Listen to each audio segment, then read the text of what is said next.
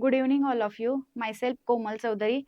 Today, I am going to teach you constraint in SQL. So, let's see one by one. In this topic, we are going to learn this content, what is constraint, types of constraint, then uh, one by one, all the constraint explained in detail. These are the index of our PPT. Then, what is SQL constraint?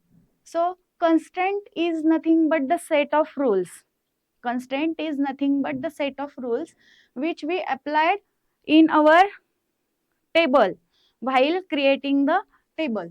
So definition, it is used to maintain the quality of a information. Constraint used to maintain the information and the quality of the information. Then next, SQL constraints are used to specify rules for the data in a table. Whatever data we are going to save in the format of table, that data, that information will be according to the specific rule save in the table. So we are going to apply some rules on that information, on that data, that is known as the constraint in the SQL. Constraints are used to limit the type of data that can go into a table. This ensures the accuracy and reliability of the data in the table.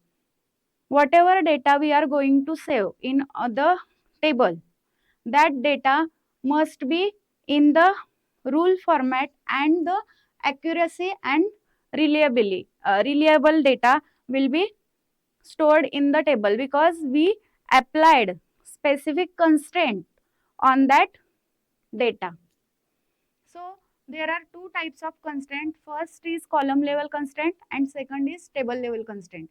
Column level constraint, nothing but applied to a column, only one column from the table. So these constraints are known as column level constraint.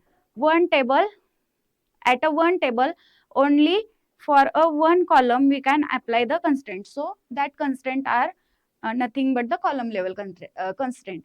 And the table level constraint, for the one table we can apply more than one column constraint. That constraint are the table level constraint. So next, type of constraint. There are various types of constraint that are not null constraint, unique, primary key constraint, foreign key, check, and default. First, not null constraint ensure that a column cannot have a null value. In a table, specific column we want to don't take null or blank. That column we specify not null constraint. Then unique constraint ensure that all values in a column are different. In a table, specific columns values must be unique for each the row.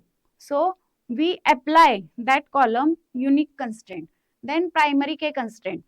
For a table, and a column must be unique and not repeated its values. Then we can apply primary key constraint for that column. Then foreign key constraint. If there are multiple tables and one table contains the reference of another table, then we can use the foreign key constraint. Then next constraint is check constraint. Check constraint ensure that a specific column contain that value which satisfy the given condition which is we specify in the check constraint at the time of table creation. Then last but not least, default constraint set a default value for a column when no values to be specified. Whenever we creating the table and inserting the value to that table, and whenever we doesn't specify any value for that column, then the value automatically inserted in the table because of at the time of table creation we applied default constraint, and in that default constraint we mention a specific default value for that column.